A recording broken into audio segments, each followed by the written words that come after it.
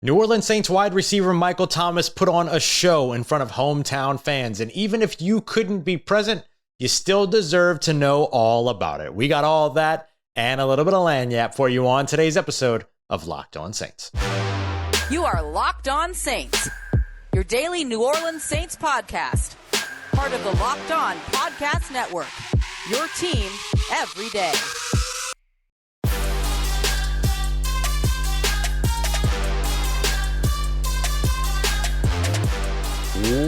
What is good, Who Dat Nation and Who Dat family? Welcome into another episode of Locked On Saints, your daily podcast covering your favorite team, the New Orleans Saints, part of Locked On Podcast Network, your team every day. Thanks so much, as always, for making Locked On Saints your first listen of the day every day. Don't forget, we're free and available on all podcast apps and on YouTube as well. And I'm your host, Ross Jackson, at Ross Jackson Nola on Twitter, your New Orleans Saints expert, credentialed member of the media. You can find me every day over at USA Today's Saints Wire, Tuesdays on Locked On NFL, and here with you every single Monday through Friday on Locked On Saints. And this is our second episode of this Friday, August 5th, giving you everything you need to know from the New Orleans Saints' 9th day of training camp, their 4th padded practices, and a huge day for wide receiver Michael Thomas. We saw more progression from Michael Thomas getting involved in 7-on-7s and 1-on-1s. We'll break down the highlights of his day. We'll discuss a little bit of Bradley Roby and Alontae Taylor's camp so far and whether or not they could slide into CJ Gardner-Johnson's role if ever asked to do so. And we'll get to your questions from the live show earlier today, which would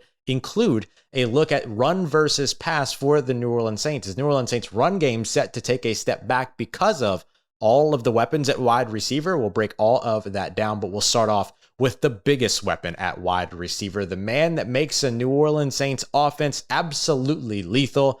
That's Michael Thomas. And Michael Thomas got involved in 1-on-1, 7-on-7s in pads today and put on an absolute show for the New Orleans Saints fans that were in attendance, and of course, New Orleans media as well. So I thought it'd be fun to just break down all three of the highlight moments from his day so that you know exactly what it is, and so that you can go to your local or your resident Falcons fan, Bucks fan, or Panthers fan and say, no, this is what's going on with Michael Thomas in practice now. So he lines up to begin with 1-on-1s. Like I mentioned in the live episode earlier today, don't forget we're doing live episodes every day right after camp.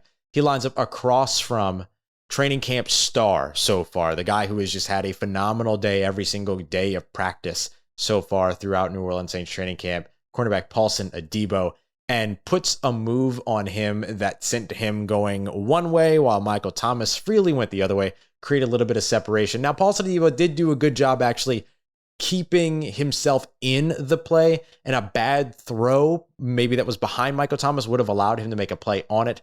But because Michael Thomas had created that separation, was working towards the back pylon of the end zone, Jameis Winston knew exactly where to put that pass. It was perfectly placed, and he was able to make the sideline catch. So the two line up against one another. Michael Thomas takes an inside release, sort of sprays inside as he comes in, breaks down. And when I say breakdown, I don't mean that he had a breakdown in the middle of the field or anything like that. I mean, when you see a wide receiver get to the top of their stem and then kind of shuffle their feet or beat the drums and stuff like that, that is the breakdown, right? So from that point, you can either keep pushing forward on a double move, you can come back, you can go break inside, you can break outside.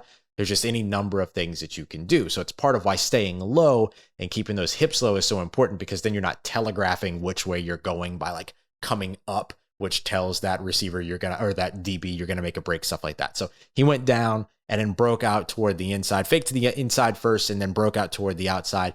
And then, as I mentioned earlier, the back of the end zone pylon, which is something that the Saints stopped attacking as much since maybe 2018. Now all of a sudden is in play for them with Jameis Winston. Drew Brees really liked attacking the front pylon, especially during the sort of, the twilight of his career.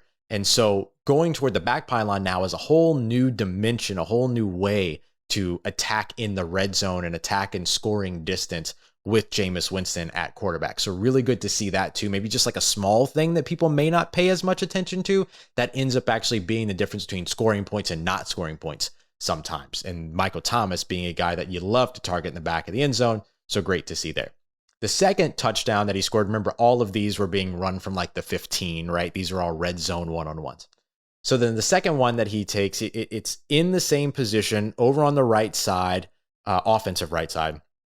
And instead of taking the inside release, he takes the outside release, which is sometimes called a spray release.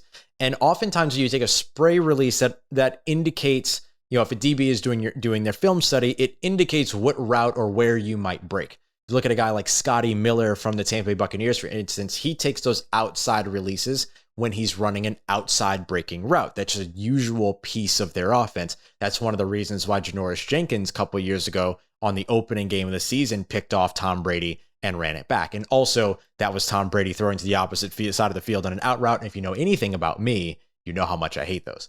So he took that outside release, that spray release, and then faked toward the outside, but then cut underneath and pushed back inside, was able to make the catch over the middle. Another perfectly placed pass by Jameis Winston. Of course, there were no other players on the field, so pretty easy to throw over the middle in that case. But still, good to see the two of them in particular getting their communication down. The last highlight when it comes to or not the last highlight, trust me, it'll be far from the last highlight when it comes to Michael Thomas. But the third highlight from Michael Thomas's day was in 7-on-7s when he took a snap from the slot and then worked his way upfield, but then coming back towards the near pylon. So this time he's coming towards the closer pylon on the end zone. Andy Dalton, far less arm strength than a guy like Jameis Winston, so near pylon makes a lot of sense. Puts the pass over to him on that near sideline. He makes the sort of sliding catch. Think back to the Cincinnati Bengals game years ago where Michael Thomas made that catch at the near pylon while sliding down. It was a lot like that. Same thing, just working off the defender, being really discreet, not telegraphing what his route is going to be or where his break is going to go, things like that. Violent cuts, which has been great to see from him. Because it shows that he trusts his body. He trusts that he's going to be able to make those cuts and that his ankle will hold up, that his body can do the things that he needs to do. And he's just got that explosive subtleness. I know that sounds like an oxymoron, but there really is something about it, right? Like if you can disguise where you're about to go, but then when you're ready to get there fast, that's a huge part of winning and creating separation as a wide receiver out of your break. And Michael Thomas is still doing it extremely, extremely well. And the hands are still Michael Thomas hands, right? There's been no drop off there. I don't know if maybe he was like sitting up at the crib with his foot up, still catching passes in the living room or something, but nothing has kind of dropped off when it comes to Michael Thomas's hands. So fantastic to see. So there you go. Those are the highlights from Michael Thomas's day in training camp day 9. There will only be more moving forward. But if anybody asks whether they're a Saints fan, Falcons fan, Bucks fan, Panthers fan, if Michael Thomas is back, you look them dead in the eyes and you say, yes, and here's why. And you can break down those plays for them as well. Coming up next, CJ Gardner-Johnson's in a bit of a contract dispute, contract negotiation, let's call it. So if this were to turn into something bigger than it should, in my opinion, is there anybody on the New Orleans Saints defense that could step into his role? In fact, there are actually 3 players that I would consider candidates to do that, 2 of which we've already seen start to take some of those reps, right? That just comes with next man up mentality during training camp. So could Bradley Roby or rookie Alontae Taylor step into those roles? We will break all of it down as we continue on with today's episode of Locked On Saints. But before we get to that, I want to tell you about our friends over at Dave. Now, look, sometimes it's helpful to be able to do yourself a little bit of a favor, present you or past you, doing future you a solid. And sometimes it'd be things like maybe asking to borrow a little bit of cash. And now you can do that with your friend, Dave. Dave is the online banking app that will help you get up to $500 instantly with extra cash. So that's more money to fill your tank, more money for a wedding gift, more money to help pay those bills. And you can finally tackle some of those expenses that have been stressing you out a little bit and making life a little bit difficult. Now you can do that without any hangups because there's no interest. No credit check required. Dave is awesome. And millions of people have already downloaded the app and are getting the financial relief that they need with extra cash. So download the Dave app from the App Store today, right now. That's DAVE. Sign up with an extra cash account and get up to $500 instantly. For terms and conditions, go to dave.com/legal. Instant transfer fees do apply. Banking is provided by Evolve, member FDIC. Future you will thank you. All right, family, continuing on with today's episode of Locked On Saints. Thanks again for making Locked On Saints your first listen of the day every day. And if you are making the live shows or if you're listening to both shows every day, if you're watching both shows every day, let me extend an additional thank you to you as well. And if you're new to the show, thank you very much. I hope you like what you see today and that you keep sticking around. And, look, if you're on YouTube, leave some reasons for folks to stick around, right? Because we got a lot going on when it comes to the New Orleans Saints. Like, what are you excited about? I'm clearly excited about Michael Thomas, but I'm also excited about this New Orleans Saints defense. But a key piece of that defense right now is doing what he needs to do to make sure that he is getting paid effectively what he deserves. Now, we know how the New Orleans Saints work, right? The New Orleans Saints, they set a price based upon the position, based upon the uses of that position, based upon the contributions of that position. And if a player is willing to, or the representation is willing to sign a contract that matches that, then they're good. If they have to come up a little bit, sometimes they'll negotiate up a little bit. Think about Andrus Peat, right? There was some competition for him out on the market, the Kansas City Chiefs. So they gave him a little bit more, hiked the guarantees up, things like that. So when it comes to CJ Gardner-Johnson, New Orleans Saints safety, who they landed in the 4th round. Don't forget CJ Gardner-Johnson is not only working on a rookie contract, but he's working on a 3rd-day selection rookie contract because, as I said the other day, the NFL is dumb and 31 teams missed out on him because he should have been a 1st-round selection. So right now, he's kind of holding in, right? He's adjusted his practice participation while he's working on that long-term deal. But today we didn't see him in practice. So it was interesting to kind of see who stepped into that role when he wasn't there for walkthroughs, which was unusual. He had been there for walkthroughs for the past few days. Who stepped into the role during 7-on-7s, during team drills, things like that. And while guys like PJ Williams and Justin Evans absolutely have the skill set to be impactful in that role, can they be CJ Gardner-Johnson? I'm not convinced anyone can be CJ Gardner-Johnson but CJ Gardner-Johnson, which is why I think they should re-sign him. But if you need to fill that role at all, PJ and Justin Evans are obvious options for you. They're big hitters. They can rush the passer. They know PJ Williams in particular knows the system from all the different ways, all the different responsibilities, things like that. But there are also 2 other players to keep an eye out on. Bradley Roby, who has been throughout his career a solid starting slot receiver, right? And he worked with a guy like Chris Harris Jr. back in that Super Bowl winning Denver Broncos defense who really kind of pioneered what the slot position looks like, right? What the slot corner position looks like. And he kind of highlighted that, talked about that with me the other day, about how that has evolved and how Chris Harris was one of those guys that really started it. And Bradley Roby was right there to watch all of it happen. Then there's also Alontae Taylor, New Orleans Saints rookie, who was selected in the 2nd round, who took a little while himself to, get guarantees correct in his own contract and everything. And the fun thing about Alontae Taylor is that he's somebody that you could play at safety, you could play outside, you could play inside. There's so many different ways that you can utilize him, and he has a big build, right? Now, let me say this. Bradley Roby has 4 interceptions so far during camp, which is just absurd. A couple of them in one-on-ones 2 days in a row. Actually, now he has an interception streak all of a sudden. But the majority of his interceptions have come from the outside, but he knows that nickel spot. He knows that slot corner role really, really well, can rush the passer, is willing to get in when it comes to getting busy. I don't know what I'm saying there. When it comes to, getting involved, that's what I'm trying to say. Jeez, getting involved in the run game, things like that. And I think you would see that from Alontae Taylor too. The difference between the two is that Bradley Roby's pushing 30 or is already 30. He's right around that age. Alontae Taylor is very young, getting his first experience in the NFL. So Bradley Roby, has the experience because of his age. Alontae Taylor might not have the experience, but you can mold him to be and do exactly what it is that you need for that role. So could either of these guys be CJ Gardner-Johnson? Like I said earlier, could they be people that can man the position? Absolutely. They could play their own version of that role in the slot. They could cover slot receivers. They could blitz. They could get involved in the run game. Can they cover tight ends?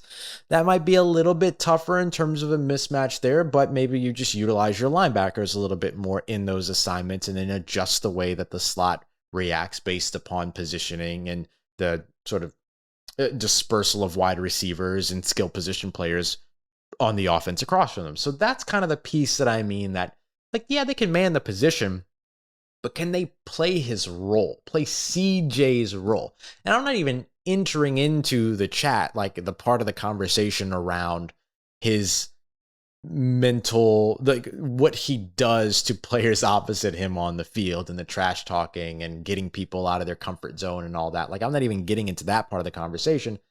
It just seems like, to me, you set a price, and that's what the New Orleans Saints have always done.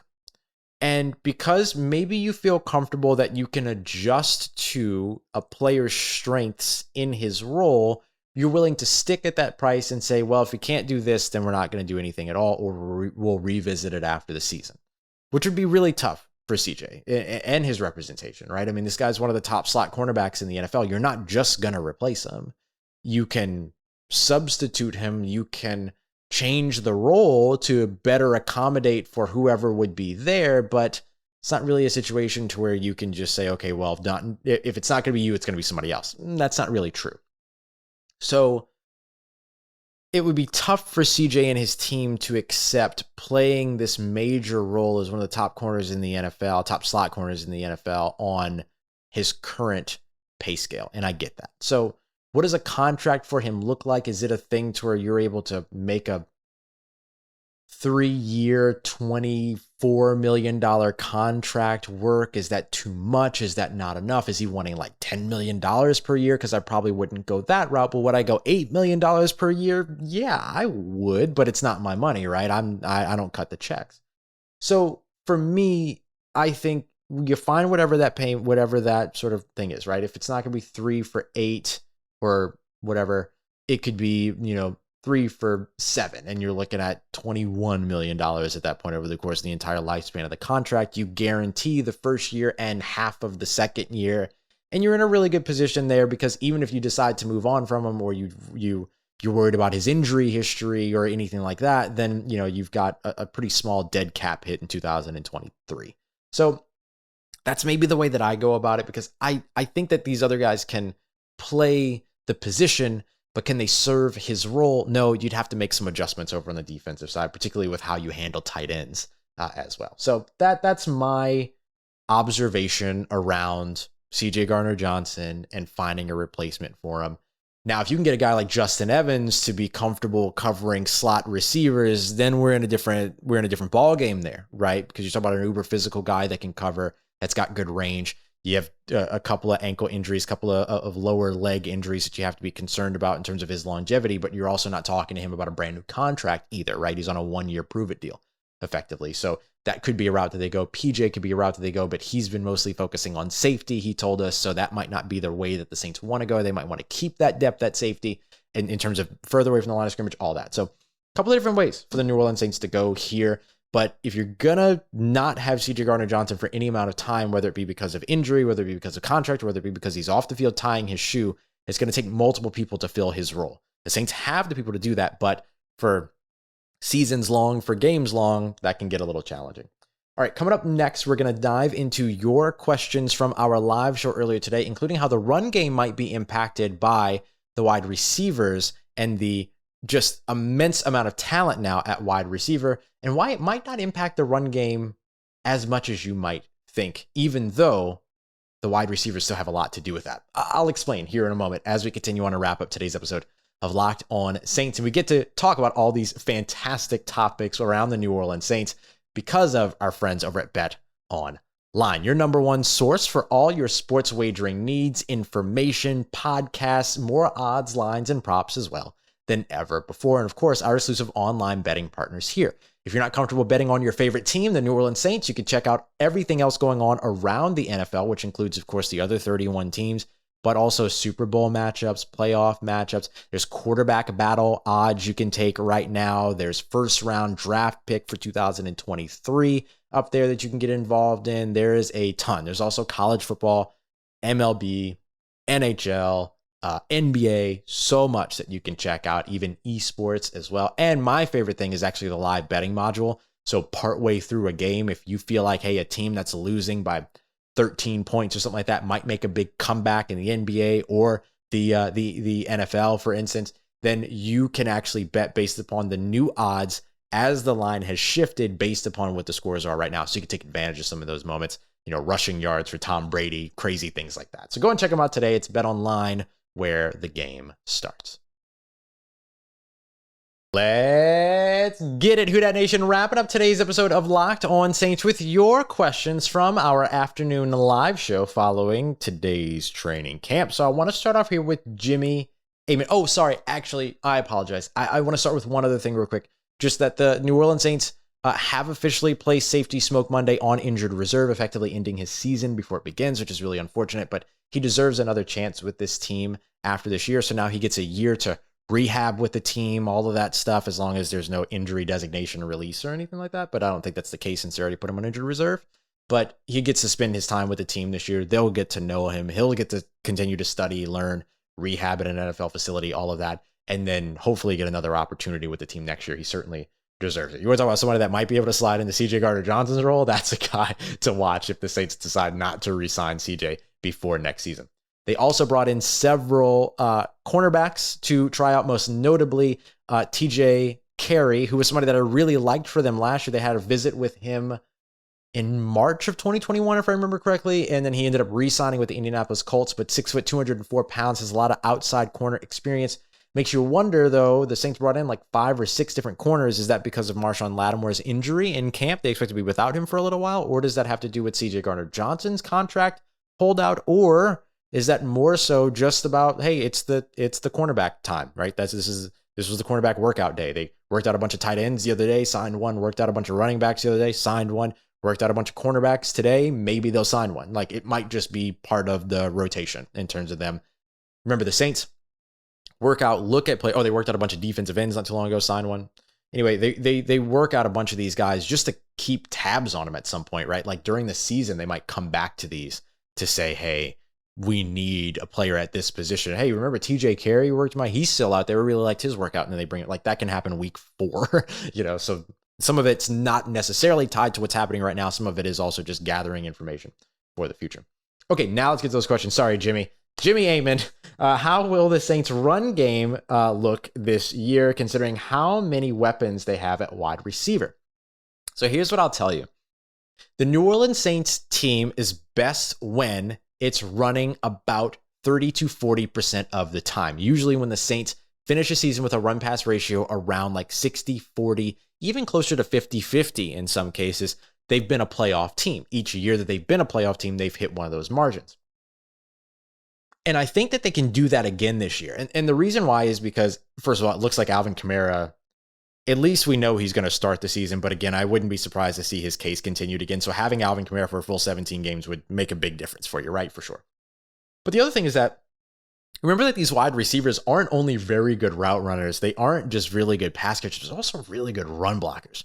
Jarvis Landry, Traquan Smith, if he makes the roster, again, Marquez Callaway, and of course, Michael Thomas, all very willing blockers on the perimeter. So they also, in terms of the talent that's at the wide receiver position, they're not also going to be contributing in the pass game, but they're going to be able to contribute for you as perimeter run blockers in a zone blocking run offense that oftentimes is going to allow you to take it outside. Remember, or take it, outside of the tackles. Remember that the way that the zone blocking scheme works is every offensive lineman takes a read step in unison. They block a gap, not the individual player that's in front of them. And based upon how the play and blocking develops, the running back has the opportunity to bounce to the outside, bang up the middle, or bend it back and come back to the backside. So because of that, and because of having premier run blockers on the perimeter, bending back and bouncing outside become more of an opportunity for you as a running back. So these wide receivers fit into the scheme, not just because of how they catch passes, but also because how they pave the way for their running back teammates. So just something to keep in mind there. We'll go to Eric next. Do Kentavius Street and Shai Tuttle look good at the defensive tackle position, or can guys like Tana Passanio and Peyton Turner hold it down on the interior? I'm also going to add Carl Granderson as somebody in the interior. Last year, he went from about 260 to 270. This year, he's got, in terms of pounds, weight, right? Sorry for all of our friends overseas that that use a different metric there. But go from about 260 to 270. And in this year, we've seen him now go from 270. He told us now today he's at 285. And so I asked him, like, does that benefit you in terms of, like, if you're asked to move inside on a obvious passing down or a third down or something like that? And he said, yeah. And he had like a big smile on his face. He loves playing in the interior, apparently. So because of that, I would also throw Carl Granderson in there. But I will tell you that Kentavious Street and Shy Tuttle, Kentavious Street in particular, has looked really good. Shy Tuttle has been up and down, but Shy Tuttle was up and down during training camp last year and ended up on the team. Now, they had less options last year than they have this year, but Jaleel Johnson was also there and then not there today. So we'll see, right? But Kentavious Street in particular has looked really good. I like watching that guy. I just think that he and Jordan Jackson, like their rookie, their brand of interior defensive line play is so athletic, so twitchy, so quick. It's just different than the power pass rush that we see elsewhere. So I like what Kentavious Street brings a lot. We'll see how things continue to go with Shy Tuttle, but Tano Passanio can definitely bounce inside. Peyton Turner can bounce inside. Cam Jordan can bounce inside. Marcus Davenport can bounce inside. Carl Granderson can bounce inside. So if they need the help, they'll have the help for sure on the roster. Okay, we'll go to Sean here. Ross, when do you think that the Honey Badger is going to pick his number? So Tyrann Mathieu, as I understand it, if I saw John Hendricks from Saints News Network and Boot Crew Media's tweet, now if I understand it correctly, he's going to be number 32. I think that that's where he is now. So I think he's already chosen his number, but definitely something to keep an eye on. I know that the Saints team shop is waiting to send stuff out. Obviously, no numbers are final until the season starts effectively, but I think 32 is going to be where he lands. Now watch him change his number to 40 just to slap me in the face. Jeffrey Williams will go to next. Will Jameis Winston? Oh, and this is going to wrap us up as well. Will Jameis play in the first preseason game, or will the team wait until game 2 to let him play? I think the team will let him wait until game 2. There's an interesting conversation going on when it comes to the quarterback room for the New Orleans Saints, and I'll go through it pretty quickly as we wrap up here. Jameis will probably not play in the first preseason game, but he probably will play in the second and then get a nice series in the third. Maybe you give him the full first half of the second game or something like that. That's the usual kind of rhythm for quarterbacks. But the other question is, how many quarterbacks should the Saints keep this year? Right? You've got Jameis, you've got Andy Dalton as your backup, probably the best backup in the NFL. He's in that tier. He's in that top tier of backup quarterbacks in the NFL. I'll say it that way. The Titans have Malik Willis, that's pretty dope. The Browns have Jacoby Brissett. The Dolphins have Teddy Bridgewater, of course, and then you have the Saints here with Andy Dalton. That's kind of the top tier of backup quarterbacks. It's a good place to be. And so I think when you are in a situation here to where you have those two quarterbacks, are you going to keep a third? Are you going to keep Ian Book on the roster? Or do you allow your emergency quarterback to be Taysom Hill, because he's making the roster, but he's going to take up a tight end room spot, not a quarterback room spot? So do you just go into the regular season with two quarterbacks on the roster, which most NFL franchises do? The Saints have been a little bit of a little bit abnormal in that case. Go in with two quarterbacks, give yourself an extra tight end spot, an extra defensive back, an extra wide receiver, whatever, right? And then have Cuddy and Book, and then re-sign him to the practice squad, and then he's your other emergency quarterback, along with Alvin Kamara, of course, who really wants to throw passes. So I think, you're probably going to see Ian Book and Andy Dalton in all three preseason games, but there is an interesting conversation to be had there in terms of how the preseason might help the Saints make a decision on if they're keeping three quarterbacks or if they're going with two and their tight end who can also play quarterback as their emergency signal caller. It might be the way to go. All right, y'all. I appreciate you as always for making us your first listen of the day every day here on the Locked On Saints podcast. Coming up tomorrow, same bat time, same bat channel. We'll have our live show right after training camp, and then we'll do a pre-recorded episode to make sure you're up to date with everything going on with your New Orleans Saints. We'll put a specific focus on, of course, Michael Thomas, Tyrann Mathieu as we go through, but also Trevor Penning, defensive interior. A lot of good stuff to keep our eyes out on going into tomorrow's training camp. I appreciate you again, as always, making us your first listen. Make sure you go and check out that Locked On NFL podcast. Let them know that the New Orleans Saints are your team every day. Feel free to go and let the Locked On Falcons, Locked On Panthers, and Locked On Bucs shows know that too, just saying. And I will, of course, see you tomorrow. So I appreciate you, as always, for making me a part of your day, a part of your routine, and for saying yes to Locked On Saints. I appreciate you so much.